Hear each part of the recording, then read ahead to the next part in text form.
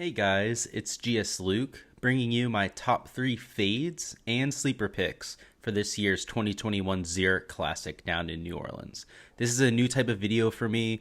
It'll be coming out every Tuesday or Wednesday now for every week on out, and it'll be covering more of like the ownership reaction after they've matured over the last few days, and I'm able to get a grasp on who's owning who going into this week's slate. So my fades are going to be people I think that are owned too high, and my sleepers are going to be people that I think aren't owned enough. So with that being said, let's hop right into my top 3 fades for this week. I also wanted to mention that I have a comprehensive DFS preview for this tournament as well. So if you check out my channel, you can take a look at that. It has a course preview. It has all my top plays for the week and whatnot. So that's there. So going into the fades though, my number one fade for this week is going to be Danny Willet and Tyrrell Hatton, coming in at $10,300. Now, while I love Hatton typically individually in golf tournaments, especially on shorter tracks where he's able to take advantage of his accuracy, this week isn't really a great fit for the pair, especially with Danny Willett alongside him. So neither golfer has been in great form of recent. Tyrrell Hatton has had, he's made some cuts, but he hasn't really posted a top 10 or 20 recently. And Danny Willett, while he's made a couple cuts of recent, which for him is actually an uptick in his production, he hasn't really done much with them as well. So neither golfers had a spark of recent. Tyrrell Hatton had one good round of recent. That was at the Masters. He seemed to have had one good round in pretty much every tournament that he's played, but he's really ruined it with one or two terrible rounds. So I don't like that consistency at all. This week, you're going to have to be pretty much perfect to win this event. You're going to have to shoot close to 30, maybe even exceed 30 under par to win. So I just don't like that lack of consistency there. And Danny Willett is more of a par golfer as well. He's not somebody that puts up a ton of birdies. We saw him win the Masters at a very, very low score. It was like -4, -5. I don't remember off the top of my head. But he's more suited for an event where it's, high difficulty. You really have to make par. You have to make a lot of sand saves. So he just doesn't characterize well for this event. I'm looking for scores. And with that being said, the 9% expected ownership on them for me is too high. So I'm going to go under. I'm going to focus on more of the Hovlands in that range and whatnot. And that's why they're a fade for me this week. Coming in at number 2 for my fades is Justin Rose and Henrik Stenson.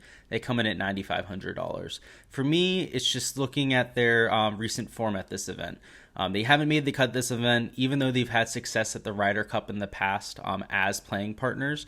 And for me, it's really the birdie or better percentage between them. They're more of par golfers, just like Danny Willett. The harder conditions, especially nowadays, the better you see these two golfers play.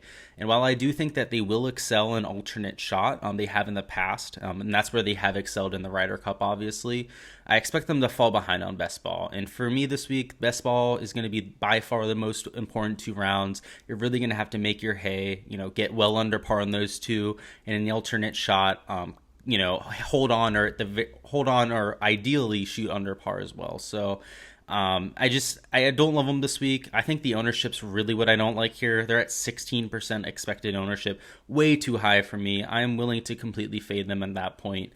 Because 16% is just well above what I'm comfortable at. My number 3 fade for this week is going to be Erik Van Rooyen and Wyndham Clark, coming in at $8,200. And while they are good birdie or better percentage players, they're very inconsistent, and they do have a lot of glaring holes in their games. So for me, if they were cheaper, I'd be willing to play them, but they're at $8,200. That's a little bit too expensive for me. There's a lot of players around them in that range that are just a lot better and are a lot better players plays this week. Also, what I'm worried about with the 2 is their ownership. They're coming in at 17% ownership. That's one of the highest on the slate. I believe the 4th highest ownership of any players that we've seen. And honestly, at that point, I'm willing to fade these 2. They're highly volatile to begin with. At low ownership, they would have definitely been a good play as a flyer, but for right now, they're worth avoiding. I think if you were going to play them, you had to go well over the field with them, 30, 40%. And I'm sure not comfortable doing that. So they're a fade for me this week.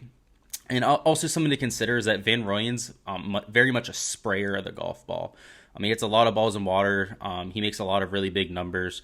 In an alternate shot, he may be a very big liability, considering that at Zurich, there's water on every single hole. So just another reason why I don't like them this week. They may do well in best ball, but alternate shot may be their Achilles heel this week. So that's why they're a fade for me.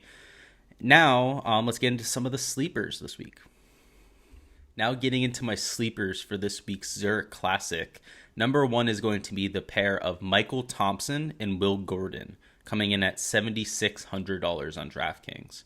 So they're a very interesting combination of skill sets. You have Michael Thompson's short game, and you also have Will Gordon's long game. He's one of the longest drivers of the ball. He's very good with his long irons, and I think that combination may synergize very well this week. Both of them are also coming in with very good form as well. You saw Michael Thompson play exceptionally well at the Masters. Will Gordon's made a few cuts as well. And overall, for their price range, they're just underpriced. They're coming in with good form. They're a good skill set. And a lot of the groups around them are just very random combinations of not so good golfers. So also, another thing to mention is that their ownership isn't very inflated. They're only being owned 6% of the time, which, given their position and their quality, given the golfers around them, I think that's too low. I'm willing to go over that with them, 2-3 times, and that's why they're my number 1 sleeper this week. My number 2 sleeper this week is K.H. Lee and also going to be Kyle Stanley, and they're coming in at $6,900. Both of them are prolific birdie makers. Over the last 25 rounds, they're top 5 in the field in birdie or better percentage, which is great to see. They're also great iron players as well. Both of them get very hot with their irons.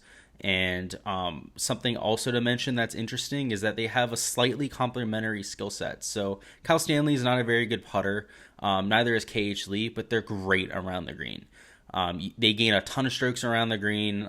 They put themselves in good positions when they miss. And I think because both of them have that skill set, they may be able to get away with the lack of a putter this week. If they're, chipping the ball to 3-4 feet, and they make a good amount of those, they should be all right on alternate shots. So I'm willing to take a little bit of a stab at them this week. Again, the birdie or better percentage is there. They're coming with good form as well, I should mention. Both of them have sniffed a top 5 in the last month. On Saturday or Sunday, which is great to see. So obviously, even individually, they're excelling. And I think when you put these two together at 2% ownership, I just love the potential there. I'll be well over the field, and they're my number 2 sleeper this week. My number 3 sleeper this week is going to be Hank Lebioda and Bronson Burgoon, coming in at $6,300, which is an absolute steal. And this is purely a punt play. This is purely a lottery ticket right here. Both of them are very volatile golfers. They're golfers that have posted multiple 63s or lower on tour this year. And for that reason alone, I think they're good for the $6,300 price tag.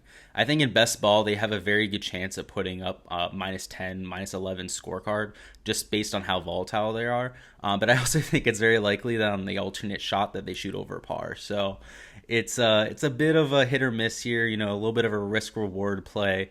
But at $6,300, they give you plenty of money to spend up elsewhere. They have sub 1% ownership, essentially not being owned at all. So they're very easy to leverage. I mean, you could put them in 4 or 5 lineups and be well over the field. And I just thought they were worth mentioning as a sleeper, given that potential to go extremely low.